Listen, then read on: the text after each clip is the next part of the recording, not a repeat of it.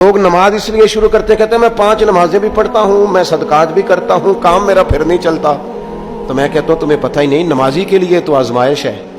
جتنا جتنا ایمان کامل اتنی آزمائش بھی زیادہ. اور یہ میں اپنے پاس سے نہیں کہہ رہا، حضرت ابو سعید خدری رضی اللہ تعالیٰ عنہ فرماتے ہیں میں نبی پاک علیہ الصلوۃ والسلام کی خدمت میں حاضر ہوا اور حضور کے دست مبارک کو چومنے کے لیے میں نے اپنے ہاتھ جب آگے کیے تو تپش تھی، تیز بخار تھا نبی پاک کو. تو حضرت ابو سعید خدری رضی اللہ تعالیٰ عنہ ارشاد فرماتے ہیں کہ میں نے، یہ سنن ابن ماجہ میں موجود ہے، فرماتے میں نے عرض کیا یا رسول اللہ صلی اللہ علیہ وسلم اتنا تیز بخار؟ حضور فرمانے لگے ہم پر جو آزمائشیں آتی ہیں نا انبیاء پر، وہ عام لوگوں سے دگنا آتی ہیں. یہ تو لاڈلے ہیں، یہ تو محبوب ہیں اللہ کے. فرمایا عام لوگوں سے دگنی آزمائش آتی ہے، لیکن فرمایا ہمارا رب بڑا کریم ہے، ہمیں اجر بھی ڈبل ہی عطا کرتا ہے، ہمیں اجر بھی ڈبل ہی عطا کرتا ہے. تو حضرت ابو سعید خدری کہتے ہیں موقع اچھا تھا، میں نے ایک سوال بھی کر دیا. میں نے کہا یا رسول اللہ صلی اللہ علیہ وسلم بتائیے نا بھلا دنیا میں زیادہ آزمائشیں کن کو آتی ہیں؟ تو حضور فرمانے لگے سب سے زیادہ آزمائشیں اللہ کے انبیاء کو آتی ہیں، نبیوں کو آتی ہیں. حضور اس کے بعد فرمایا اس کے بعد جو ان کے زیادہ قریب ہوتا ہے اسے آتی ہے. لوگ کیا سمجھیں گے امام حسن کی آزمائش کو؟ لوگ کیسے سمجھیں گے سیدنا امام حسین کی آزمائش کو؟ فرمایا جو ان کے زیادہ قریب ہوتا ہے اسے زیادہ آزمائش آتی ہے. تو حضور کے سب سے قریب تو امام حسن ہے نا، امام حسین ہے نا. تو کیا سمجھتا ہے قربت بس نسبت کے اظہار کا نام ہے اور بڑے لطف کے ساتھ زندگی گزارنے کا نام ہے؟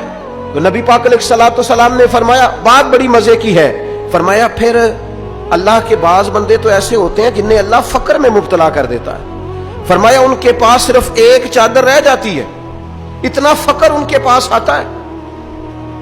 لیکن جو حدیث کے آخری لفظ ہیں نا وہ وجد والے ہیں، وہ وجد والے ہیں، وہ سرور والے ہیں. ہمارا یہ مزاج ہوتا ہے کہ میٹھا میٹھا کھا جاؤ اور ذرا کڑوا آ جائے تو سویرے بھی رو شام بھی رو، حال ہی کوئی نہیں، غریبی بڑی، پریشانی بڑی، حضرت صاحب گھر سے بیماری جاتی نہیں.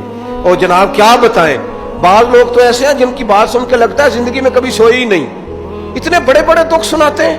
او خدا کی رحمت کا بھی تو ذکر کرنا، خدا نے جو تیرے اوپر انعامات کیے ان کا بھی تو ذکر کرنا، ان کا تذکرہ ہی نہیں کر رہا میرا بھائی. نبی پاک علیہ السلام نے فرمایا ان لوگوں پر دکھ آتے ہیں پر قربان ہونے کو جی چاہتا ہے ان لفظوں پر. حضور فرمانے لگے وہ رب کی طرف سے آنے والے دکھ پر بھی اس طرح راضی ہوتے ہیں جس طرح تم میں سے کوئی راحت ملنے پر راضی ہوتا ہے. سکون والی چیز ملنے پر جس طرح تم راضی ہوتے ہو اس طرح وہ دکھوں پر بھی راضی ہوتے ہیں. دکھ قبول محمد بخشا، دکھ قبول محمد بخشا. پر ایک شرط لگائی چھوٹی سی میاں صاحب نے، انہوں نے کہا 100 دفعہ قبول ہے، دکھ 100 دفعہ قبول.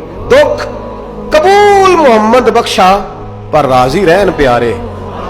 یہ شرط یہ ہے کہ تو راضی رہ، تو راضی رہ. دکھ قبول محمد بخشا، راضی رہن پیارے. اور حضرت سلطان صاحب کہنے لگے ایسا کیتی ہے جان حوالے رب دے، ایسا عشق کمایا ہے اسی مرن تو پہلو ہی مر گیا، باہو تا مطلب نو پایا ہے.